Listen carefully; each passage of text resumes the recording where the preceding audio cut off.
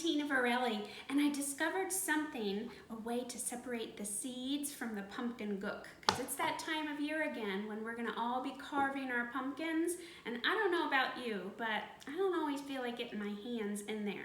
So I found a way to use your KitchenAid stand mixer to separate the seeds from the goop, and I'm gonna show you how.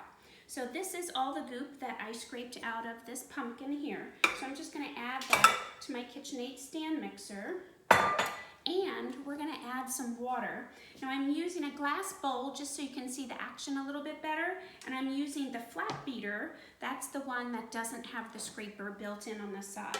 So we're just gonna add a little water here to get started because I learned that pumpkin seeds float.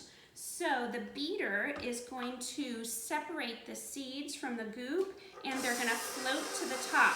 So I'm just using a low speed there and I'm just gonna add some more water. And as you can see, it does a great job of agitating and separating all the seeds from the goop there. You can see down here is where you have all that goopy orange. And then up here is where you have those seeds. So I think we're about ready to turn it off.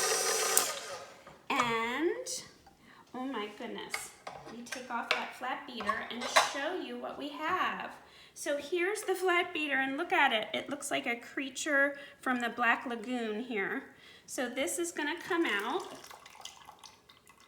And you can just get in with a slotted spoon, or I have this spider here, and you can see all the seeds are just floating on the top. So all you have to do is get in there and scoop off all the seeds from the top. Give them a quick rinse, dry them, and then you're ready to roast up some yummy pumpkin seeds.